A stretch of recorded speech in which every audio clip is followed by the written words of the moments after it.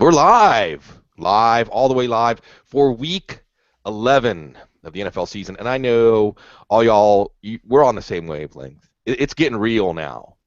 You are poring over every decision together, every tool, every piece of information you have at your disposal to set that Week 11 lineup, whether you're jockeying for the bye, whether you're jockeying for a playoff spot and trying to stay alive, or whether you're just playing spoiler. And once again, I feel like this is my weekly public service announcement in fantasy football when we get past, say, Week 8. Playing spoiler is fun. Giving a black eye to a team. If you can't, this is the classic, hey, if I can't make the playoffs, then no one can make the playoffs. You're staying home with me. So it's very satisfying, and sometimes it can be dissatisfying because by Week 13 you actually have one of the better teams in the league, but you can't make the playoffs because of some early season troubles. But that's just your rallying cry for next year. And you tell everyone you were lucky, and you're lucky to be joining us here today. And we're just going to jump right in because Gene, injuries, lots and lots of injuries.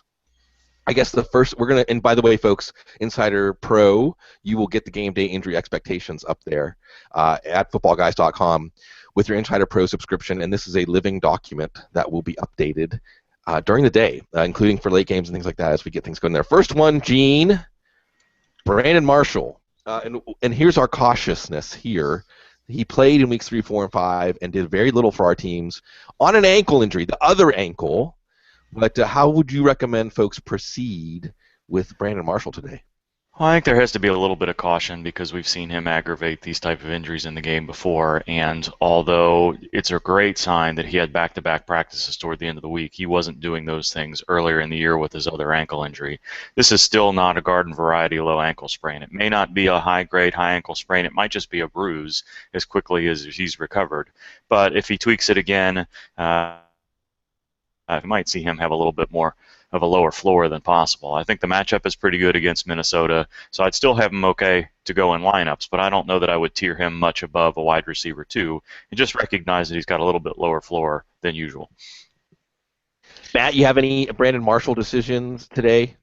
No Brandon Marshall decisions Okay, today. so larger question then. Just today against Minnesota and just in general going forward, last time we saw the Bears offense and the Bears in general, I mean, really the last 2 times we saw the Bears, it was ugly. So it was like they were the polar bears floating out on the ice in the Arctic, drifting away from us. So what do you think? Do we see enough of a normalization, a return to form for the Bears passing game? Now, granted, week 13 and 16 they played Detroit, so not in those weeks. But in the other weeks, if people were counting on Cutler and Jeffrey and Marshall, what do you foresee? I think it's very similar to the Atlanta Falcons situation because it's the offensive line that's causing a lot of the trouble, and I would say that Cutler is not as good of a quarterback as Matt Ryan. So in the pocket, he's capable of more amazing things than Ryan, but he's not as consistent with being able to deal with the pressure. So what I would probably say is that it's more going to be dictated by matchup. Minnesota, how good they can get pressure is really going to be the deal here. So if you feel good about what Everson Griffin can do for you, then you would probably say that it's going to be a mediocre effort for the Bears, meaning that you're going to hold Cutler under 20 points. You're probably going to hold one of these receivers under 15 points in a PPR league, and the other 2, viable guys, Bennett, Jeffrey, or Bennett and Marshall, whatever 2 that you're looking at there, are probably guys who have a shot of being maybe somewhere between 7 and 10 points in your league. So they're startable players, but if you're counting on them as wide receiver 1s or tight end 1s down the stretch of your league, it's a little bit of a crapshoot at this point because of the fact that this team gives up pressure the way it is, and then you're possibly throwing in Marquez Wilson into the fray, and if he comes out of the gate pretty strong, and I doubt that he will, but if it happens, then you may see even further dilution of whoever the tight primary guy is, and oftentimes that is Marshall. So really quick, because you compared it to Atlanta, I think that something we should at least be thinking about. It's at least a valid question to ask, because Atlanta and Chicago also have something else in common. No surprise. Their head coaches could be dead men walking. On a scale of 1 to 10, what do you feel is the risk of these teams at some point before the end of the season just kind of mailing it in, just kind of quitting because they see that. I mean, just the chemistry on a team, the unity, the effort can be fragile. Or perhaps you might say, Bloom, you're doing it again. You're reading too much into all this stuff. No, I think the Bears. I think the Bears are a lot closer than the Falcons. I would be surprised if the Falcons fire Mike Smith over the fact that the offensive line is banged up yet again. Especially the groceries is really at fault for picking players who can't stay healthy on the offensive line, if you ask me. So, Sure. The way I look at it is that I think Arthur Blank is probably a little bit more of a patient owner. When you're wheeling around Michael Vick in a wheelchair or whatever that he was doing with him when Michael Vick was out there, way past the point of actually any team should have had patience with Michael Vick. That's an owner who, a little bit on the patient side. I would say that with the Bears, though, public pressure, teams sometimes can get really sensitive to public pressure, and I would imagine the bigger the city, the more reactive they are to public pressure. So it's not a good situation in Chicago, and this team also seems like it's more listless in Atlanta. Atlanta seems to put up a pretty good fight, and it's just that we know that they're basically have a huge disability on their line that really comes into effect in the third and fourth quarter of games. So it's a possibility, but I think that of the two, the Bears are the ones that I'm most worried about.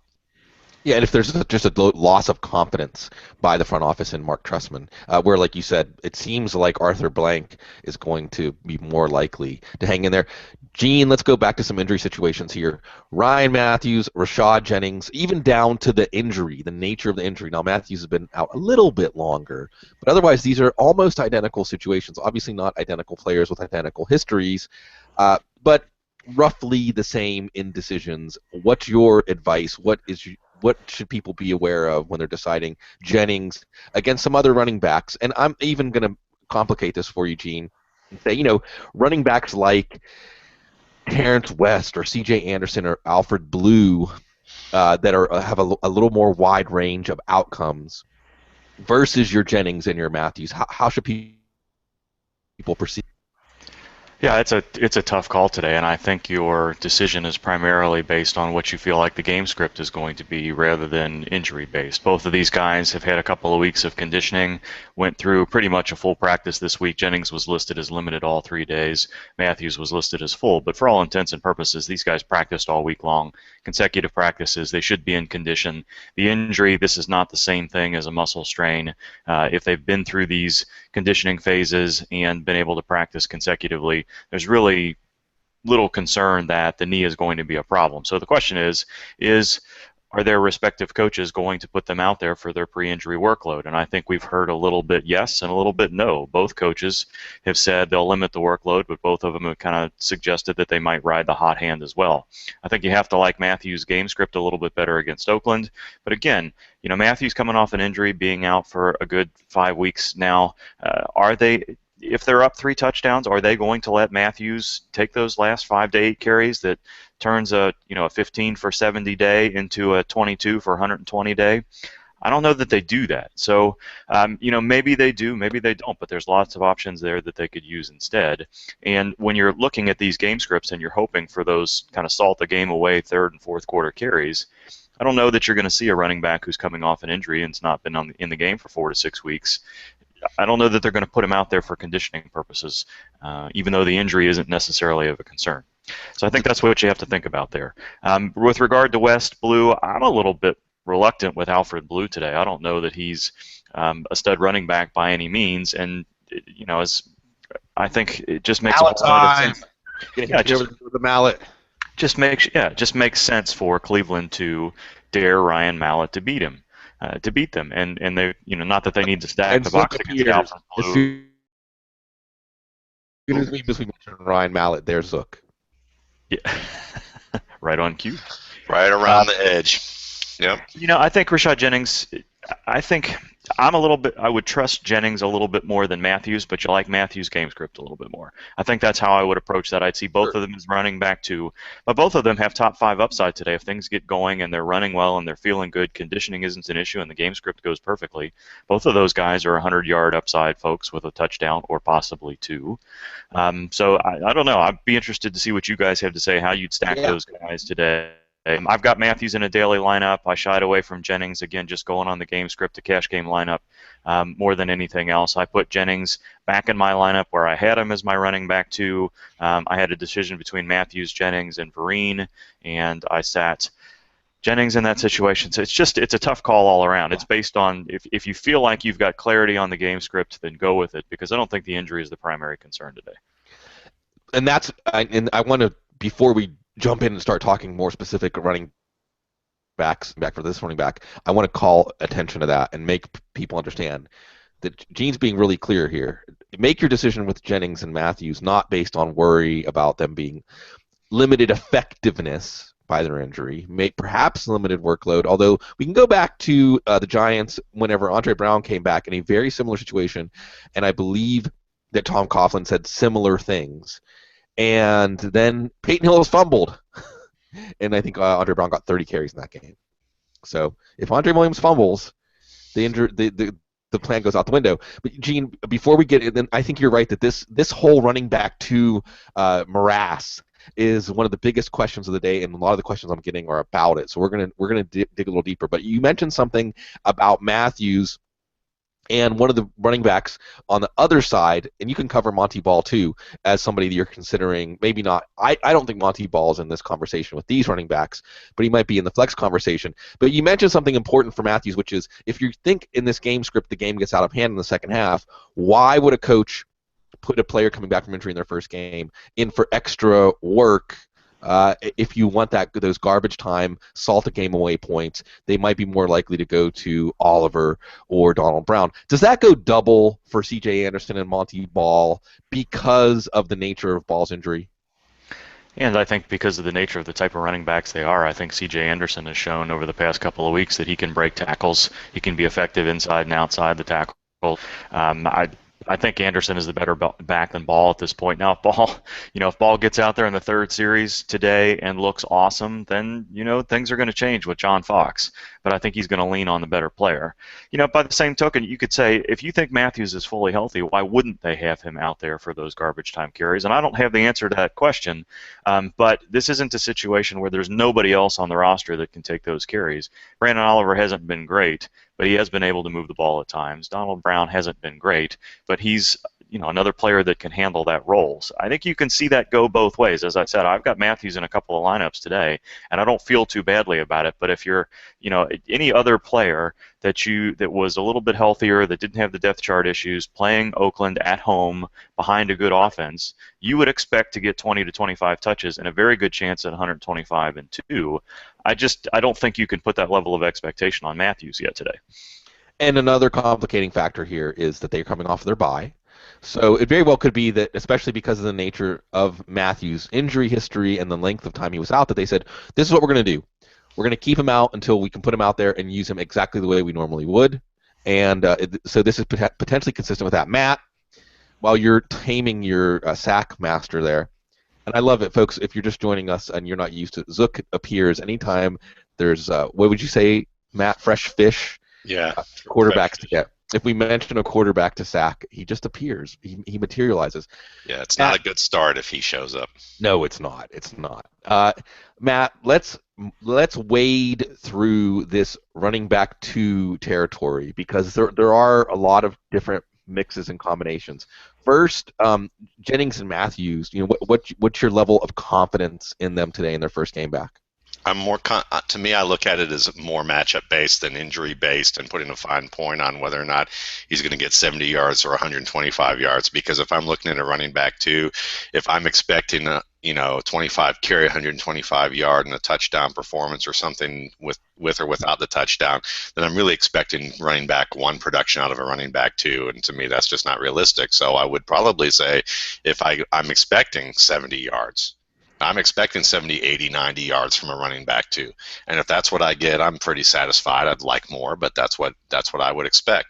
So for me, I also don't expect, I'm not automatically going to assume that the Oakland Raiders are going to roll over that easily, so that it's a 35-3 or 35-14 game, by the early third quarter. It could easily be a situation where this team, it's a 2-touchdown game, 1-touchdown game all the way through until like the late fourth quarter. The Raiders have done that before against some teams, and San Diego certainly put up just a winning effort against Miami, a couple of weeks ago, where we thought that was going to be a great game, and it just was an absolutely horrible display. So I look at Matthews and think if he's healthy enough to go, and you think he is, then you start him. You don't worry about whether or not he's going to get those extra 5 carries that could result in another 50 to 70 yards. You start him as if you're considering him as a running back too. Jennings, I just think that certainly the 49ers defense might have a little more teeth with Aldon Smith coming back. I look at that, and while I like Jennings almost as much as Matthews as a running back right now, just because of the way that they're both playing before they got injured. I think that the matchup is a little tougher, and I would probably say that if I was going to pick one or the other, it would be Matthews this week. What about your level of confidence in C.J. Anderson, and weighing Anderson against Matthews and Jennings?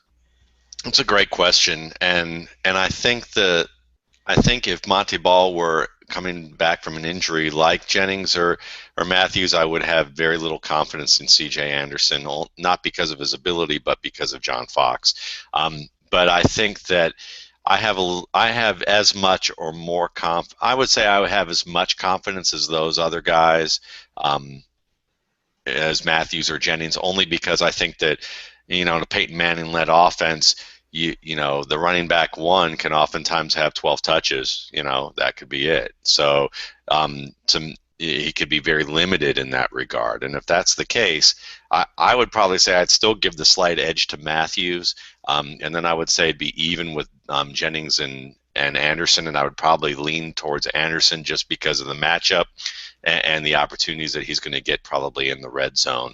So it's, ability-wise, I think he should be the starter. But I think that, right, we've been there already. We've been there on that for years now. Yeah, Gene, not on an injury note, again, just kind of, this is psychology or otherwise what you're averse to with respect to risk. We're kind of in the thicket when we get into John Fox running back decisions. Do you have any C.J. Anderson decisions, or do you have any advice for folks that have, I said it was like a little tick about playing a John Fox running back when there's any sort of question, because we've been burned so many times? Yeah, I don't have any great insight to what John Fox may do. I do think I would trust C.J. Anderson today, but recognize that, like I said, I think that Monte Ball is probably going to get into the third or fourth series sometime late in the first quarter or early in the second quarter. And depending on how that series goes, unless C.J. Anderson looks just totally awesome in those first 2 series, Ball could have a bigger role.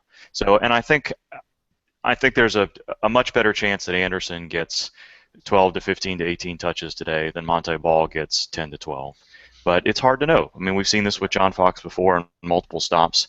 The St. Louis defensive front is much better against the run than the pass, although there's some pass rush there. But pass rush doesn't often get to Peyton Manning.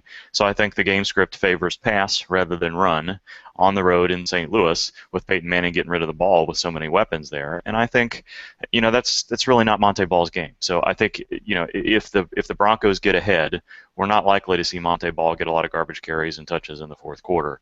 So I would be okay with Anderson as a running back too. And if you're desperate, go ahead and put Ball in there as a flex. But I don't think I'd expect more. 8 to 10 touches is kind of his ceiling for me today, I think. Matt, let's march through these running back 2 decisions, because they all seem to have a wide range of outcomes, and this is where taking a stand. Because if you say, well, who's the safest? I mean, I do think that Matthews, and I have Jennings and Matthews at the top of my running back 2 tier, because I do think they're the safest, but they might not offer the upside of some of these players, and you may not have the luxury of having one of the 2 of them in your choice. Next guy up here is Shane Vereen. Now, Shane Vereen has been somebody that can give you 8 or 9 touches for 30 or 40 total yards, or he can give you 8 or 9 touches for 30, 40, 50 total yards and 2 touchdowns. In the game script at Indianapolis certainly does seem to benefit, well, any offensive skill player in the game, honestly. But the track record of Vereen is not exciting. So, with the fork in the road here, which way do you go? I'm having some issues with that myself right now because I have a league where I could start C.J. Anderson or Shane Vereen in our hot route league that we're all three are in. And right now I have Anderson in the lineup. But, one of the things that this question gives me the opportunity to look at is who has Vereen played and when has he done well? And you can see that the leagues, the teams that he's faced where he's done well is when he's active as a receiver. And those teams are the Dolphins, the Bengals, the Jets, and the Broncos. And you could say the Bengals in week 5, that was before the bottom of the offense fell out when Gio Bernard was still there. The Jets, I think that the Jets have been playing a little bit better since week 7, and that was probably a week that you saw a little bit more activity from him in the passing game. The Broncos have a good offense, and then the opener against the Dolphins, when of course I think the Patriots from a sense of lack of confidence, they just went with the guy that they know is the most versatile. So when you look at the Colts can play offense with the best of them.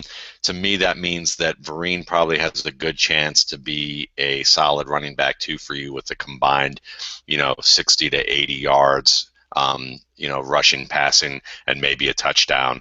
So to me, that's his upside. It's not as high of an upside, in my opinion, as C.J. Anderson's, because Anderson could very well have that 15 to 20 touch game that gives you 100 yards. But I do think it's a fairly even matchup. And the risks are relatively equal. I would just say that from a matchup situation, there might be a little bit more of an advantage for Vereen, but there's also more of a split that occurs in New England too. And sometimes the bigger plays Vereen come are the high risk plays. And if they don't hit that high risk wheel route down the sideline, then you've got a guy who went from being a borderline running back 1 to being a borderline flex play. Right, that's the problem. It's the floor with him, and it is those big plays. By the way, Duke Johnson looking nice on the wheel route. That should have helped Miami knock off Florida State last night. Duke Johnson looking good, by the way. Matt, more running back 2 talk here. Gene's already chimed in, and I think folks can tell how I feel about Alfred Blue, Matt. I guess I can put it this way, since we've already come in on the pessimistic side. Is there an optimistic side? Can you tell Alfred Blue owners, folks that have to play Alfred Blue or are picking him over some of the running backs we talked about, can you give them a pep talk? Yeah, absolutely. The Alfred Blue's like that movie where folks who are like the high-end critics or who are critical of everything that's watched, if it doesn't smack. Are you calling me a snob? I am calling you a snob. I'm a horrible snob. Yeah, Blue is like a complete movie snob. Like everything's snob. You name it, except for fashion, of course. Yeah. Well, so yeah, if it's a movie that you liked watching like for years and it doesn't have 5 stars, but you're okay with a 3-star movie or even a 2.5-star movie, and it'll entertain you for a couple of hours, and you just need to sit on the couch and relax, then that's fine. And I think Alfred Blue's that kind of running back. He's the type of guy that can get you 80 to 100 yards. He might even get you more on a great day if everything goes right and Ryan Mallett doesn't have any pressure coming up the middle to his face. He might actually look like an NFL quarterback. And if that happens, then, the defense will have to respond and things will be a little more open for Blue, who hasn't looked bad. I mean, he's looked better than I thought he would when he came into the league. And he's just not. What he lacks is that high-end ability to change direction, like Alfred, Arian Foster, who when he gets into the second level of a defense, he can make that linebacker or safety miss when it's a one-on-one situation after bursting through the crease. Alfred Blue doesn't really have that ability to the level that Arian Foster does, and few do. So when, sometimes I'm trying to remember who it was that compared him. I think it was actually the Daryl Johnson, who said that Arian Foster reminds him of Gale Sayers more than any running back that he's seen. And that may sound really strange to a lot of people because they were different size running backs and Sayers was such a burner. But when you watch how they change direction and the flexibility of their hips and the way that they move on the field to be able to weave through traffic and set up defenses in the open field, it's not as pronounced as Gale Sayers, but I understand where Darryl Johnson is coming from. So to me, you look at somebody like Alfred Blue or Joik Bell that Carl's asking right now, Captain Carl Drogo on Twitter. I think it's fairly even. I would probably even give a slight nod to Blue just because I think he's going to see a bulk of the touches more than, say, Joik Bell will versus Theo Riddick. And I think Bell's a better running back than Blue, but the matchup to me dictates that Blue is a slightly better option this week. So I would have some optimism. I just wouldn't be, overjoyed by it. Still Stevie Wonder there. And just really briefly confirm this for me. Alfred Blue, I mean, it is a nightmare for Ryan Mallett in Cleveland. Good pass catcher, good dump off target, yeah? Yeah. Screen pass, swing pass player. He's going to be all right for you. He's not Arian Foster, but he's good enough. Yeah, so like the 60, 90 total yards floor. So he's more of the floor running back. On the floor, certainly with Arian Foster, we were hoping, Gene, to get good news out of the pie, and he's out. However, Bob Holtzman of ESPN tweets out this morning that Bill O'Brien tells him Arian Foster's groin is a 2-week thing, injured 2 weeks ago today, and I would expect him to play next week. Does that pass the sniff test, Gene? Isn't today 2 weeks already?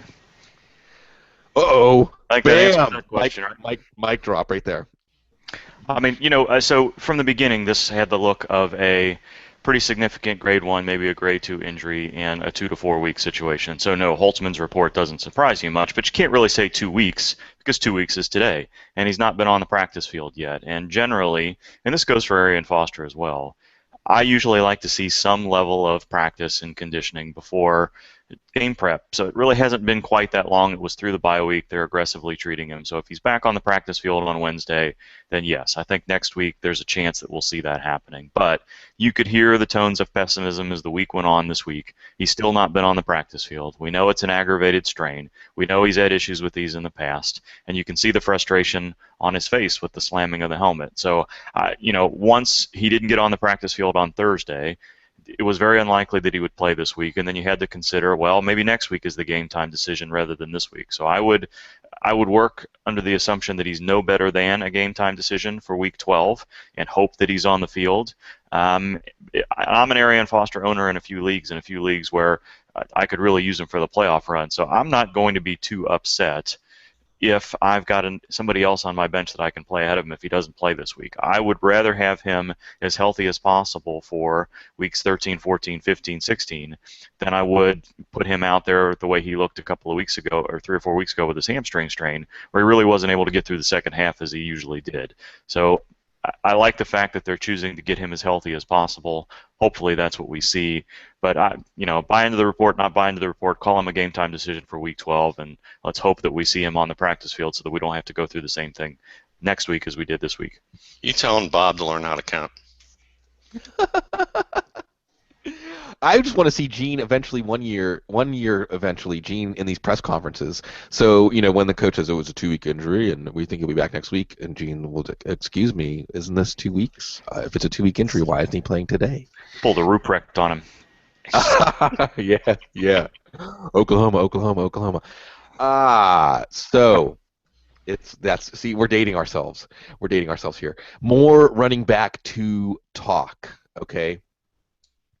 Matt, and this is we've been dancing around this, but this is Cleveland's moment. This is the Cleveland Browns' moment today. I mean, they're all alone in first place, and they can make it into a 2-week stranglehold on first place by beating Ryan Mallett. Part of what they can do there, and the rest of the Texans, Jadeveon Clowney and J.J. Watt, going to depend on that running game, which kind of got back online. I mean, they had like 50 carries last week, although for 3.3 yards per carry. But hey, all the running backs score. They all look solid. Terrance West, a general level of confidence in him, and if you want to locate him in the mix of some of these running backs we've been talking about. I would say that he's just above Alfred Blue for me, maybe even a little, well, actually a little bit below Alfred Blue for me right now. And the reason being is that there, I have enough confidence in him to start because the Browns are going to start him. That's basically the only reason I have any confidence in Terrance West. Emery Hunt on my show on the RSP Filmer did a great job of comparing Terrance West to a back like David Cobb at Minnesota and contrasting them and showing how that, West doesn't really run on the balls of his feet very well. That's kind of an issue, and that's why you see him oftentimes with his change of direction. It just seems a little circuitous at best when you're talking about how he runs the ball. And then on top of it, too, I think he's just kind of a boneheaded personality. I mean, we already had the Deadspin article about him in the preseason about trying to hit on a married woman, which isn't really that big of a deal, except, in terms of like for football and for fantasy football. Maybe in real life it's a big deal, obviously, but in fantasy football it doesn't matter, except for the fact that when you score a touchdown, you start mugging to the camera in a victory against the Bengals, and your quarterback tells you to cut it out and looks like he's ticked off with him because this looks like a common habit that you've got. I would think that this running back eventually is going to wear thin on the Browns if he continues to act like he's a seventh grader on a middle school field trip. So, and especially with the fact that you've got the likes of Ben Tate and Isaiah Crowell, who, when healthy, are both better talents. So I think that to me, I just think that this is Mike Pettine's, pet project right now, and I think Crowell has played well enough over the weeks that despite the public perception that he fumbles too much, that really what we're seeing here is probably, I just look at it as more of a Robert Turbin, Kristen Michael type of situation where West is probably more of a lower end Turbin, and Crowell is I think Kristen Michael's equal as a potential talent.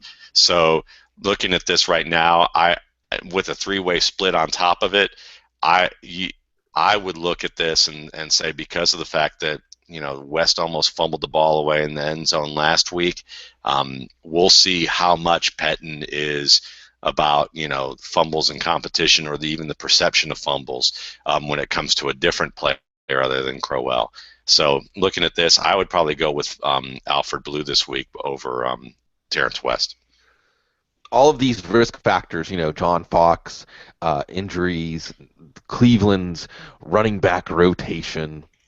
I guess there's one other running back we should toss in here as a volatile commodity to consider in here, Matt, and perhaps I'm being too simplistic here, but as we've talked about, when you're setting your lineup, if you make rankings or you do projections out there, things like that, you have to take some sort of stand on game script. Now, I think Fantasy Pros, one of the folks running Fantasy Pros did something a few years ago where my Fantasy Pros title is the at least at the time was the most accurate, and I'm not thumping my chest about most accurate because the differences are small enough that everybody's got a lot to add to the conversation in the fantasy football world. But I'm the outlier, and why I'm the outlier is I do stick my neck out sometimes for more extreme game scripts that I feel confident in, Matt. One of those today is Cincinnati going into New Orleans. I just feel like Andy Dalton's going to turn into like a 2-foot-tall quarterback in front of that crowd. And because of that, I'm not loving Jeremy Hill today, even though he's returning back to Louisiana, because we saw the plug get pulled on the running game, the plug get pulled on the Hugh Jackson offense last week. Should I be looking for a pendulum swinging back? I mean, and again, we can put some hard data points on here. If you're considering Hill against West, Hill against C.J. Anderson, Hill against Matthews and Jennings, where do you fall here? Hill against Blue. I think Hill and West and Blue are that tier, and I would say it would be Blue. It would probably be Hill and Blue even, and West underneath that. So I would probably say, because Hill can be a pass receiver and he has shown his ability to make some tough plays on checkdowns, and there are going to be plenty of checkdowns from Andy Dalton against this pressure. I think that Hill is a decent play, and you should have a decent, solid level of confidence in him as a high-end flex, low-end running back too in a PPR league. In a purely yard touchdown league, he's probably he's probably more of a running back 3. Gene, when you're setting your lineups, how much do you consider your expectations of game script, or do you think it's safer to just kind of take that mean or medium? And this is what projections represent, that mean or median expectation, and just use that to guide you, and then if you and use that as jumping off point to how you feel about Jeremy Hill today. I think Jeremy Hill's okay. I think we're going to see him get used in the passing game. I think as long as he's able to avoid the little nicks that he's had in the past couple of games that bring him off the field and make Marvin Lewis a little bit more concerned about him from a health perspective, and he holds on to the ball, I think regardless of game script today, you're going to see 15 touches for Jeremy Hill, and that's enough for him to be a running back too. I'm with Matt, just looking through this list here, you throw him in that group of guys, he's going to get some work around the goal line, unlike some of these other players. So I think that puts him up a little bit higher on the expectation list. And if Andy Dalton can't get the ball down the field for whatever reason, then Jeremy Hill looks better there too. So I think his game script is okay. But from a general perspective, I think we talk about game script a lot, but I think that's you're accounting for that in your projections. What you're not accounting for in your projections is ceiling and floor, because you can really only put one line on your projection list, and oftentimes it's more conservative just because it's much easier to project closer to a floor than it is closer to a ceiling, because that's the way expectations work. For most people, tend to be conservative about it. And we've got some upside expectations, some upside projections. I think Adam Harstead does for us, and I think it's your own personal philosophy that goes into how you want to put players in your lineup. I tend to err on the side of an upside expectation. If you're only looking at a guy that you think that his ceiling projection is only a 5 or 10% chance of hitting, then maybe I'll still lean toward the guy with the floor, unless I feel like I'm a big underdog in a playoff game that I have to win. But I think you're taking all that into account in the projection. So if you think that the ceiling is that likely, then I think you have to bump those projections up a little bit and stay true to your tier and projections process. And if you don't, then you're kind of juggling guys in the same tier. And we talk about this all the time throughout the preseason and in the regular season, that with those tiers, you're going to group guys together, this big group that you're talking about, but I think you break those ties based on upside expectation, and that goes along with game script. So if you can tell yourself a story that Ryan Matthews is going to be in the game in the third and fourth quarter, or that Jeremy Hill is likely to get 5 or 6 targets today, then that upside expectation is enough to separate them from the pack of some of these other players. But you can tell yourself the same story with C.J. Anderson. You could possibly tell yourself the same story with Bishop Sankey today, depending on what you think about Pittsburgh's rush defense. So I think that's how you make those decisions. Put yourself in the shoes of the offense and the defense and get a sense of what do you think the most likely expectation is, and then do you think the floor is more likely than the ceiling, and break the ties from there. Okay, Gene, Cincinnati and Houston, as I already mentioned, playing next week.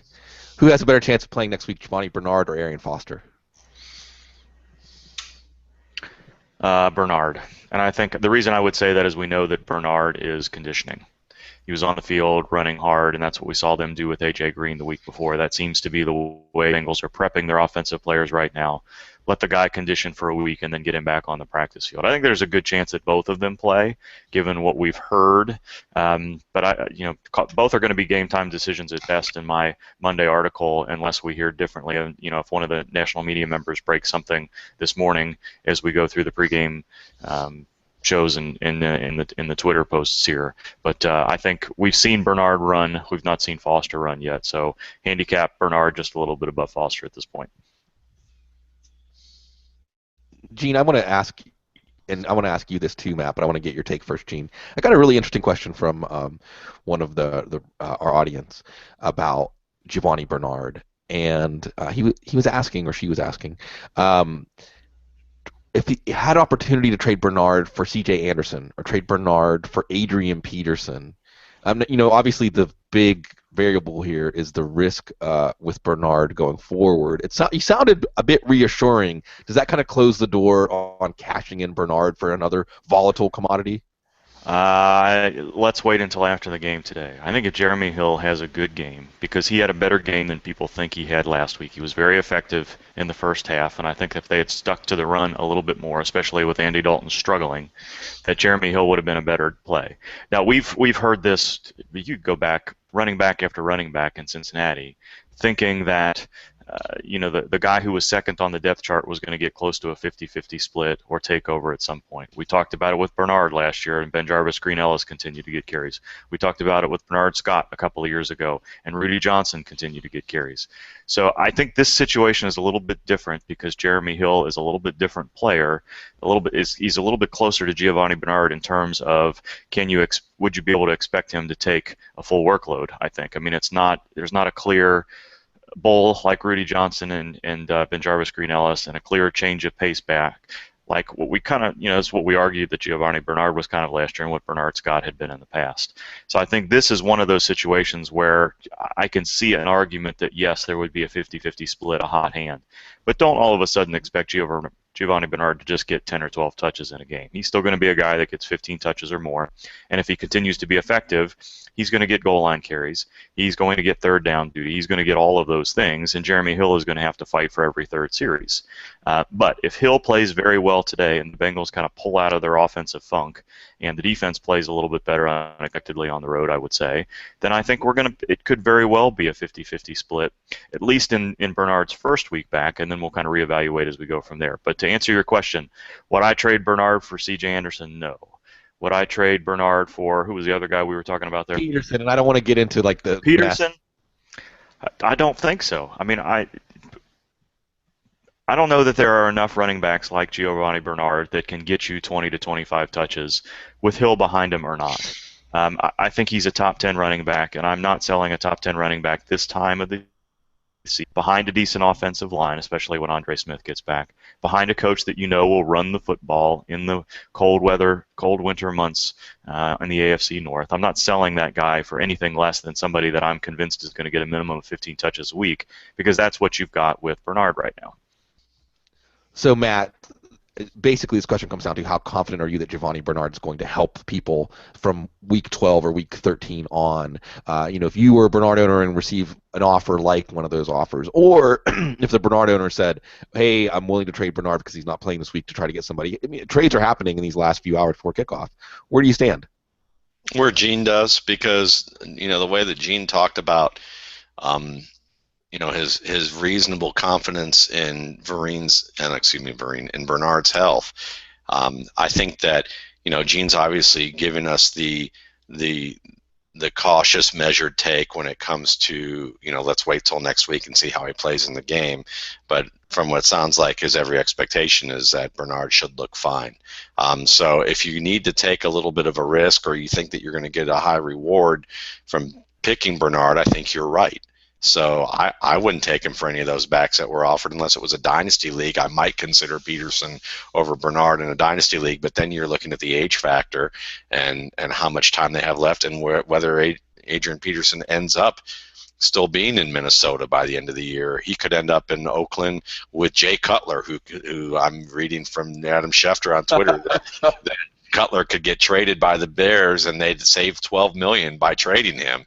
And I mean, I just, the minute I saw that, I thought Jay Cutler and Marshawn Lynch in Oakland, which could be, that would be the kind of thing. And then I could see Jay Cutler getting his behind kicked by Marshawn. No, I don't think Marshawn would do that, but you know what I'm saying. Yeah. It could be a weird it could be a weird, funky, and not know what you're going to get situation, good or bad.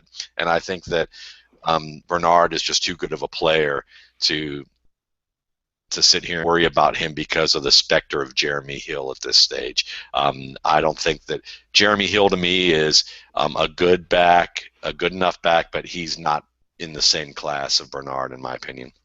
And as you said, and as you emphasized at the beginning, what Gene is giving us here is that reassurance that what was an open-ended, indefinite absence appears to be starting to wind itself up for Bernard. So if you've been waiting for him, he could be the savior. He could be the Dudley Do-Right coming to save the day for your fantasy team. I've got somebody else to throw into this running back two mix. And as everybody knows, I'm excitable. Orange Devon, I'm an excitable boy about players And I am excited, Matt. I'm excited about Theo Riddick.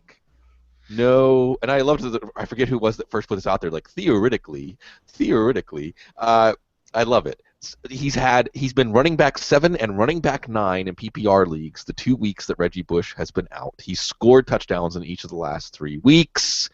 So, Matt, I would say, and this is where you can say, you crazy. I would say in a PPR league, he's got 5 catches and 8 catches in the 2 games that he's played without Reggie Bush, and they've been recent games, and one of them he left in the third quarter against Minnesota. Maybe that's a reason to not play him because he's had some hamstring issues. However, I have Theo Riddick. Let me make sure that I'm not misquoting my own projections here. I actually don't have him ahead of Rashad Jennings in a PPR league because Jennings usually gets a lot of work in the passing game, but I do have him ahead of Ryan Matthews, and I especially have him ahead of everybody else we've talked about in a PPR league. Is this just another case of Bloom getting carried away? No, I think it's pretty. I think that's actually a pretty good projection if you have him under Rashad Jennings. While I might have Ryan Matthews a little bit higher than you guys, I don't think it's by much. I mean, we're really like just picking nits when it comes to those. When it comes to where they are in the tier. But if this little cat toy with like the Lions blue or approximate Lions blue thing going on was a banner, this is about the size of it right here. Kind of like my cat's a lion, not really. So I would say Riddick is worth being excited about if you can have him as a flex play. He's someone that you would feel okay about if he's a running back too, but not much more because as long as Joique Bell is healthy enough, there's a very good chance that Joique Bell could have a 15-touch game because he's also a good receiver too, even though he's not nearly as dynamic as Riddick in the open field. But if they're looking for steady and Bell plays all right, then it could be at worst a 60-40, 70-30 game for Bell. But if not, then it could be very well a 50-50 game for these two, and that's what you're hoping as a Riddick owner. So, Gene, the other side of this equation going forward, and Reggie Bush is another one that we're hearing, well, he'll be back next week. Does that pass the sniff test? And there's so many ins and outs with this Reggie Bush situation because of how many times he's been nicked up. I mean, it feels like it's the same story here with Reggie Bush. So for those Theo Riddick owners that are looking beyond this week, maybe he's not one of their best plays this week. They're deciding whether to hold him for the possibility of future value, yada, yada, yada. What do we got with Reggie Bush?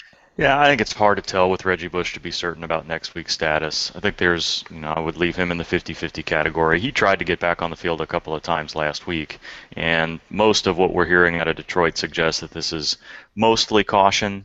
But when you get to the point where you're holding a player out for caution, then you're not bringing him back if he's 90% ready to go. So I think they hold Reggie Bush out until he's fully healthy. And since I think there's most indications that this is a high ankle sprain, it's something that could easily switch and last 3 or 4 weeks, as we saw Calvin Johnson and a few others this year. So game time decision at best for next week. Wednesday's practice participation will tell us a whole lot about what they think about Bush for the next couple of weeks. And by the way, we do get the official confirmation from the Denver Post that C.J. Anderson will start today. So this is what's been we've been bandying about, that he's going to get at least the first few series to himself, and then we'll see Monty Ball. Before we jump into some lightning round quick takes from y'all, I do want to ask you one broader question and one specific question, Matt. The broader question is this. I said I was on SiriusXM Fantasy earlier this week, and I said, don't bother. I mean, yes, there are scenarios when I would probably say no. In that scenario, you would. But in general, don't bother with a Tampa Bay running back. Don't carry a Tampa Bay running back. Am I giving Charles Sims or Bobby Rainey short shrift here? Do you see at any point being happy owning a Buccaneers running back by the end of the season? Yeah, absolutely. They're going to play the Bears. That's going to be good. They're playing Carolina, who seems to be a little mistake prone sometimes in their running game.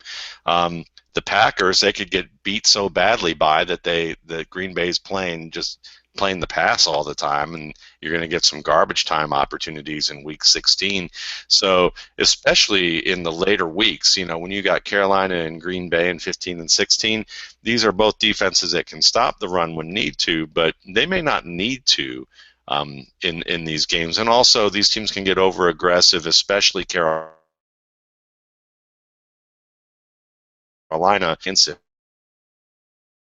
are good. Look a gift horse in the mouth on the waiver wire when it comes to those late weeks, because it's players like Rainey and Sims who often win championships for teams where, you know, some of the guys that they had either get hurt or things like that. So while I think your sentiment is they're not first call starters for you or even first call flex players all the time for you, they are worth owning or worth picking up for your teams later in the year. Okay, so if you could own one of Rainey or Sims. I would probably still say Rainey, and that's probably only because I think that he's a little bit more familiar with what's going on, and I haven't seen enough of Sims. I saw him last week, and you may have to check back with me in another week, and I think that these guys will be around for another week or two because the Bears will be a telling indication possibly. We'll see what happens in Washington. See, like, for instance, if Washington shuts down Sims and Rainey does well, one of those guys are probably going to be available for the Chicago game, and I might pick up one of those guys for the Bears game and just wait and see and hold on. And then, you know, Cincinnati, Detroit, somebody might get rid of them during that weeks 13 and 14, and that's when, you know, after week 14 or sometime during that time, I would pick one of those guys up and just stash them in case my waiver wire is a little bit bare at the running back position as a, you know, break the glass type of start down the stretch in the playoffs in case you need it. Okay, we can just do that, like, again, this sort of lightning round style. Rainey or Crowell? Rainey. Rainey, or you're handcuffed to your number one running back, like a Blunt to a Bell or a Carey to a Forte? Rainey, because I think that those guys you can still pick up later. Okay, so Rainey, there you go. Save him for a rainy day. Last quick note, and I just want to toss some stuff at you guys quickly like that. And this is a guy that I've been tracking. I've added him, dropped him in a few of our deeper dynasty leagues. I picked him back up just ahead of this, but there are a few other leagues I wasn't fast enough. There's some Carter, son of Chris Carter. The Colts being spoken of as a leader for him. Russ Landy, great friend of the show, great football mind, great draft mind. A while back, last year, said, hey, when Deron Carter hits the NFL, he's going to be as good as any of these rookie wide receivers from last year's class. I don't know if you said that about this year's class. Do you have any file on Deron Carter? Did you review him for the RSP? You got anything to add to this picture, Matt? Nah, just let Russ say what he said about him and go from there, and you know, hope that he lands in a situation where he can play, because I would imagine that if Russ likes him, that there's a good chance that he has some skills that are worthwhile and just needed some extra development. So let's see where, you know, if he gets an opportunity with the Colts, but he is behind. If it's the Colts that he's with, you know, you're still waiting on Wayne to go by the wayside and Nix to go somewhere else with his, you know, gimp legs. Yeah, it'd be him. He would be competing with Moncrief. But I do think that we overcomplicate value in Dynasty League sometimes. I mean, if Carter can play, he's going to have value. I mean, yeah. I mean, just because he's a long, lean receiver with some deceptive speed, and we'll see. I think it's a name to keep in mind, especially because as Gene would nod along with like Cameron Wake. I mean, we've learned that guys from the CFL can play at an elite level in the NFL. So it's funny. I added a Colt myself in Dynasty Leagues this week, but in the same kind of realm on the opposite side of the ball, which is linebacker Carlos Fields out of Winston-Salem. I saw that. After seeing a scouting report that Emory Hunt did on him and was impressed with what Fields could do, and he's on the practice squad. So we'll see if anything comes of that. These are deep leagues, folks. Yeah, and you mentioned Emory Hunt, by the way. He's one of the best football minds on Twitter. Also, F-ball game plan. Emory Hunt does awesome stuff. Some great video work too. Yeah. Great video work too if you're into draft or just, you know, football insight. Okay, guys, I want to just kind of throw some hot potatoes at you and just see what the react, because I've spent so much time on running back 2 situations, and because I mean I do really think as I'm setting my lineups this week, as I'm looking at questions from everybody else that I'm getting, this is what's on a lot of people's minds this week. But there's more to it than this. I want to do kind of like a cold, lukewarm, hot sort of how you're feeling about a player today. We don't need to get into specifics, and just kind of react. The Cecil say, "React to me." Gene, Robert Griffin III against Tampa. Gotta like the matchup there. The only concern I have with Robert Griffin III is if Alfred Morris gets going early, it could be a day where we see 25 to 30 Alfred Morris touches. But I think between the other concern is, are we going to see Pierre Garçon or Jordan Reed get untracked today? So it's between Morris and Griffin. I think Morris probably has the better day, but I like Griffin as an upside play today for sure. Matt Ryan at Carolina. Is it a trap? Is it an ambush? Who? Matt Ryan at Carolina. I would say warm and comfortable would probably be about it. With arid, something like that would probably be a good description for Matt Ryan. Gene, Mark Sanchez at Green Bay. Yeah. I think Vegas loves that game. I think the over-under on that is about 250 points, if I remember last. So, Mark Sanchez, I think he proved last week in Chip Kelly's offense that he's going to be a viable option. Despite those, and maybe it's just going to take a week for the offensive line to kind of get its act together, but LaShawn McCoy is still not running the ball effectively. They're going to have to throw the ball to keep up with Green Bay, because Green Bay is going to score some points regardless of what the weather looks like. So, yeah, Mark Sanchez, top 12 quarterback. Matt, Russell Wilson at KC. Sizzle, I would say. Yeah, he's gonna sizzle, because those linebackers are damaged goods, and I think that basically when you look at this situation, he's going to be able to get away from some of those guys and put them in the run pass situation. I think this is going to be a high scoring game. Ooh. I like that. Zing, everyone zags there.